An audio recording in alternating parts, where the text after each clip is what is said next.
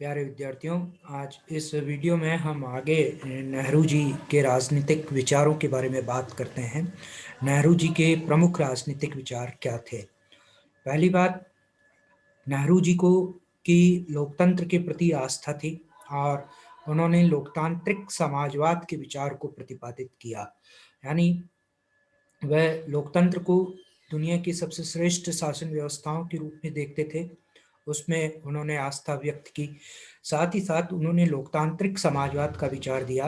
लोकतांत्रिक समाजवाद का विचार यह है कि समाज में लोकतंत्र के माध्यम से समानता स्थापित हो और जो उत्पादन और वितरण के साधन हैं, उन उत्पादन और वितरण के साधन पर राज्य का अधिकार हो या समाज का अधिकार हो। यानी कुल मिलाकर के बात यह है कि वह समाज में समानता की स्थापना लोकतंत्र के माध्यम से करना चाहते थे और इसके लिए वे आवश्यक मानते थे कि जो संसाधन हैं, उन संसाधनों पर समाज का अधिकार हो। यानी जितने उद्योग धंधे या दूसरे जितने भी प्राकृतिक संसाधन वस्तुएं हैं, उन वह सब सरकार के नियंत्रण में हो। ये नेहरू जी का विचार था। उन्होंने व्यक्तिगत स्वतंत्रता को आवश्यक माना, किंतु उसकी पार्श्विक प्रवृत्तियों पर राज्य का उचित नियंत्रण भी होना चाहिए।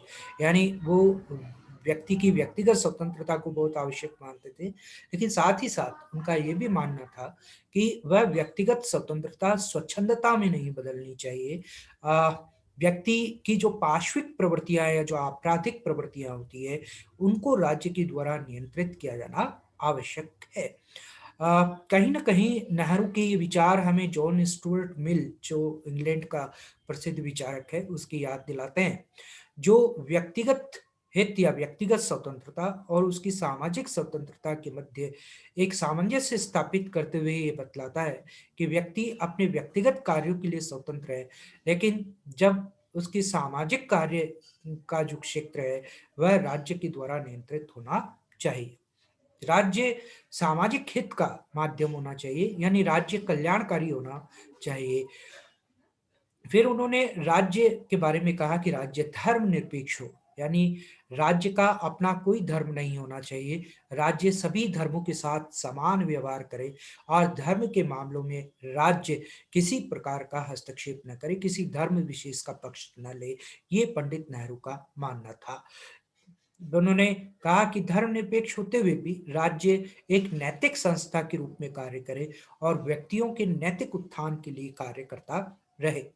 उन्होंने आर्थिक न्याय, समानता, वर्गहीन समाज व शोषण रहित व्यवस्था की स्थापना का भी लक्ष्य रखा। जैसा मैंने पहले भी आपको बताया कि नेहरू पे कार्ल मार्क्स के विचारों का प्रभाव था और कार्ल मार्क्स का जो विचार है वह आर्थिक न्याय, यानी सबको एक न्यूनतम स्तर पर आर्थिक समानता समाज में स्थापित होनी चाहिए, इस विचार का समर्थन नेहरू करते हैं। समानता, वर्गहीन समाज, क्लासलेस सोसाइटी की जो बात कार्ल मार्क्स ने की, उसकी बात भी नेहरू करते हैं और शोषण रहित समाज की स्थापना का लक्ष्य नेहरू अपने विचारों में रखते हैं। नेहरू लोकतंत्र और साम्यवाद दोनों के समर्थक थे, किंतु वे मानते हैं कि साम्यवाद मानव स्वतंत्रता को सीमित करता है, जबकि पंचवर्षीय लोकतंत्र पर्याप्त नहीं है। दोनों का समर्थन करते हुए भी लोकतंत्र का और कम्युनिज्म, जो मार्क्स का कम्युनिज्म है, उन दोनों के विचारों का समर्थन करते हुए भी नेहरू ये मानते हैं कि साम्यवाद का जो विचार है वो कहीं ना कहीं जो है वह एक व्यक्तिगत तानाशाही को बढ़ावा देता है और मानव स्वतंत्रता को सीमित करता है। अ, इसलिए वह साम्यवाद की पूरी तरह पक्षधर नहीं थे। वहीं उन्होंने जो 5 वर्ष का लोकतंत्र, जिसमें एक बार हम 5 साल में एक बार चुनाव के द्वारा अपने प्रतिनिधियों को चुन लेते हैं और उन प्रतिनिधियों के माध्यम से हम शासन में भाग लेते हैं, इस व्यवस्था को भी नेहरू ने पर्याप्त नहीं माना। उनका मानना था कि केवल चुनाव के समय ही हमें लोकतंत्र का आभास होता है, शेष समय जो नेता होते हैं वह अवसरवादी और सत्ता लोलुप हो जाते हैं। इस वजह से लोकतंत्र असफल हो जाता है। सच्चा लोकतंत्र, उन्होंने कहा, लोकतंत्र एक मात्र व्यवस्था नहीं है, वह एक माइंडसेट है। इसलिए वो कहते हैं कि सच्चा लोकतंत्र मानवीय चित्त की स्वतंत्रता है, जो आधुनिक औद्योगिक सभ्यता में संभव नहीं है। गांधी की तरह नेहरू ने भी यह माना कि इस आधुनिक औद्योगिक सभ्यता ने मनुष्य को यांत्रिक और अंतर्मुखी बना दिया है, एक मैकेनाइज्ड लाइफ बना दी है इस इंडस्ट्रियल सोसाइटी ने, और नेचर से, प्रकृति से जो व्यक्ति का जुड़ाव है वो कटता चला गया है। फिर नेहरू संविधान द्वारा स्वीकृत व्यक्तिगत स्वतंत्रता और अन्य अधिकारों को मान्यता देते हुए कहते हैं कि ये आत्मिक विकास के लिए पूर्ण नहीं है। ये जरूरी है कि समाज में मानवीय समानता स्थापित हो, एक ह्यूमन इक्वलिटी स्थापित हो और उसके आदर्श पर लोकतंत्र की स्थापना हो। समाजवाद, जिस समाजवाद की बात नेहरू करते थे, वह समाजवाद का जैसा अर्थ मैंने आपको बताया कि राज्य द्वारा उत्पादन के साधनों पर नियंत्रण, वितरण के साधनों पर नियंत्रण। यद्यपि वे संसदीय व्यवस्था को विशेष अर्थव्यवस्था से जोड़ देने के पक्षधर नहीं है, इसलिए वे मिश्रित अर्थव्यवस्था की बात नेहरू करते हैं। वह समाजवाद की बात करते हुए भी वह सार्वजनिक क्षेत्र में बड़े बड़े उद्योगों के निर्माण के पक्षधर हैं। यानी औद्योगिक वह ये मानते हैं कि केवल कृषि अर्थव्यवस्था से ही समाज नहीं चल सकता, औद्योगिक अर्थव्यवस्था भी आवश्यक है, चाहे वह औद्योगिक अर्थव्यवस्था जो है वह राज्य के नियंत्रण में स्थापित की जाए। और इसीलिए नेहरू ने भारत में नवरत्नों की स्थापना की थी। समाजवाद द्वारा समाजवाद की स्थापना वो इसलिए चाहते हैं क्योंकि समाजवाद समानता की बात करता है, और अगर समाज में समाजवाद स्थापित होगा, यदि राज्य के नियंत्रण उत्पादन और वितरण के साधनों पर होगा, तो उससे शोषण का प्रतिकार संभव होगा। इससे भूखमरी, गरीबी और बेकारी का इलाज संभव है। नेहरू के अनुसार वर्तमान युग की सबसे बड़ी समस्या केंद्रीयकरण व राष्ट्रीय स्वतंत्रता की समस्या सुलझाना है। केंद्रीयकरण, और वह ये कहते हैं कि जो राष्ट्र राज्य है, जो नेशन स्टेट का कॉन्सेप्ट हमारे सामने है, उसमें केंद्रीयकरण एक बहुत बड़ी समस्या है। सत्ता का केंद्रीयकरण हो जाता है और कुछ लोगों के हाथों में पूंजी का, सत्ता का केंद्रीकरण हो जाने से समाज में असमानताएं बढ़ती है। इसलिए नेहरू गांधी की तरह डिसेंट्रलाइजेशन की बात करते थे, विकेंद्रीकरण की बात करते थे। हम सब जानते हैं कि नेहरू ने ही इसीलिए पंचायती राज व्यवस्था की स्थापना की। 2 अक्टूबर 1952 को हमारे राजस्थान के नागौर जिले में नेहरू जी ने ही पंचायती राज व्यवस्था को आरंभ किया। तो वह ये चाहते थे कि इस केंद्रीकरण और विकेंद्रीकरण का समन्वय हो, समाज अधिक से अधिक संश्लिष्ट हो, अधिक से अधिक जो है उसमें समन्वय स्थापित हो। नौकरशाही, ब्यूरोक्रेसी को नेहरू लोकतंत्र के लिए बहुत अच्छा नहीं मानते थे।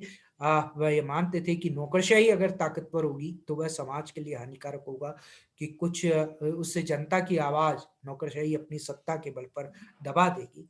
इसलिए वो संसदीय शासन व्यवस्था को और जनता के द्वारा चुने गए प्रतिनिधियों के माध्यम से किए गए शासन को ज्यादा बेहतर मानते थे। वे समाजवाद का पक्ष इसलिए भी लेते थे कि वह ये मानते थे कि समाजवाद के द्वारा, यानी उत्पादन और वितरण के साधनों पर राज्य का नियंत्रण करके या सरकारी नियंत्रण में उद्योग व्यवस्थाओं और सरकारी समाज के संसाधनों को ला करके सामाजिक परिवर्तन की जो प्रक्रिया है वह तीव्र होती है और सामाजिक पुनर्निर्माण संभव होता है। उन्होंने माना कि समाजवाद लोकतंत्र का आधार होना चाहिए। नेहरू यद्यपि गांधी के ट्रस्टीशिप के सिद्धांत के, न्यास सिद्धांत के समर्थक नहीं थे। आप सबने गांधी, हम बाद में पढ़ेंगे, गांधी ने न्यास सिद्धांत ये था कि गांधी ने ये कहा था कि यदि किसी के पास आवश्यकता से अधिक धन है तो वह आवश्यकता से अधिक धन व्यक्ति को केवल अपनी आवश्यकता के अनुरूप धन रखना चाहिए।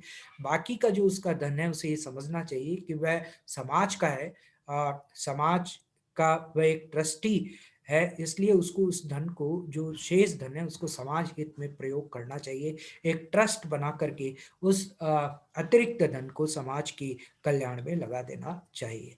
गांधी की इस न्याय सिद्धांत का यद्यपि नेहरू समर्थन नहीं करते, लेकिन वे राष्ट्र की न्यासिता की बात करते हैं, नेशनल ट्रस्टीशिप की बात करते हैं, और वह कहते हैं कि राष्ट्र के जो संसाधन हैं वह न्यासों के अधीन होने चाहिए।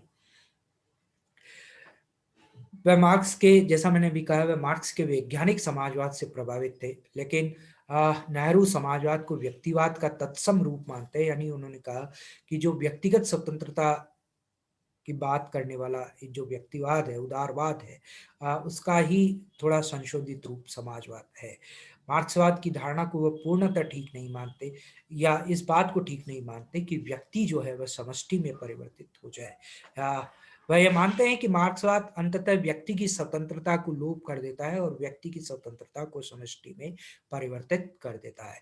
समाजवाद में प्राप्त भौतिक संपन्नता व्यक्ति स्वतंत्रता के अनुलोम नहीं है।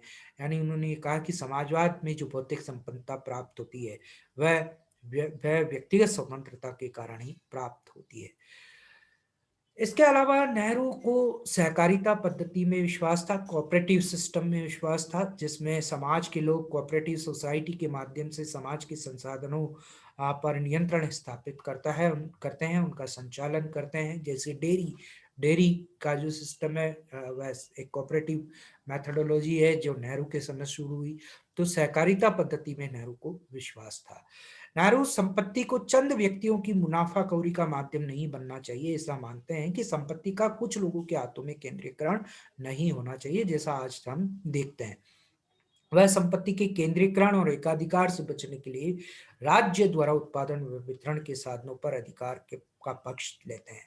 वह समाजवादी राज्य के द्वारा इंडस्ट्रियलाइजेशन के, जैसा मैंने कहा, नवरत्नों नई नौ बड़े बड़े औद्योगिक सेक्टर की स्थापना नेहरू ने की राज्य के माध्यम से। तो वह समाजवादी राज्य के द्वारा औद्योगिकरण के पक्षधर है, इंडस्ट्रियलाइजेशन के पक्षधर है। इससे वह मानते हैं कि राज्य की शक्ति बढ़ेगी, किंतु आर्थिक समायोजन व योजनाबद्ध विकास पर सामाजिक नियंत्रण की वो बात करते हैं। वह छोटे उद्योगों और सहकारिता के विकास की बात करते, कुटीर उद्योगों का विकास हो, कोऑपरेटिव्स का विकास हो। राष्ट्र निर्माण में औद्योगिकरण आवश्यक है, किंतु वह ये भी मानते हैं कि जहां इंडस्ट्रियलाइजेशन जरूरी है, वहीं पर गांवों को भी स्वावलंबी बनाना जरूरी है।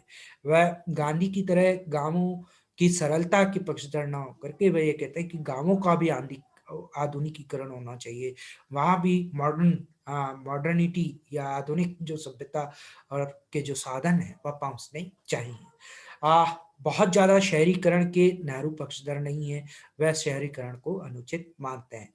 ग्रामीण गांवों का अधिक आधुनिकीकरण कैसे होगा या गांवों का विकास कैसे होगा, इसके लिए नेहरू ने सामुदायिक विकास योजनाएं बनाए जाने की बात कही।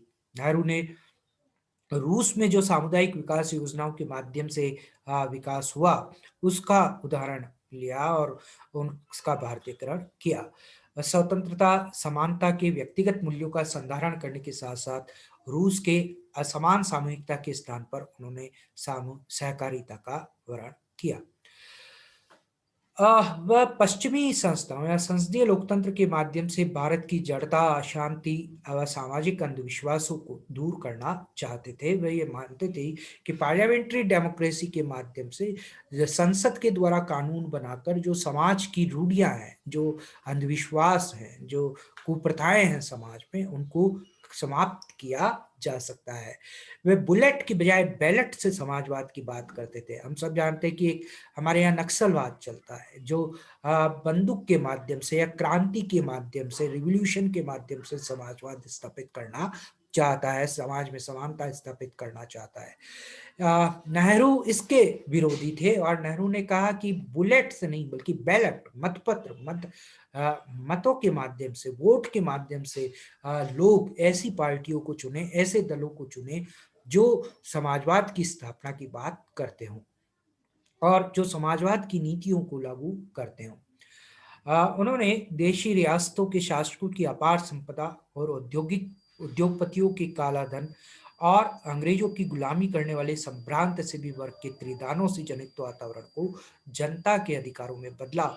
आजादी के पहले हम देखें, जब भारत आजाद हुआ उससे पहले देशी रियासतों में जो शासक या देशी सामंत जो होते थे उनके पास अकूत संपदा थी, बेहताशा संपदा उनके पास थी। साथ ही साथ जो इंडस्ट्रियलिस्ट थे उनके पास बहुत सारी ब्लैक मनी थी। अंग्रेजों की गुलामी करने वाला एक पढ़ा लिखा संभ्रांत वर्ग था, जो अंग्रेजों के समय बड़ी-बड़ी ऊँची नौकरियों पर था और उनके पास बहुत सारा पैसा था।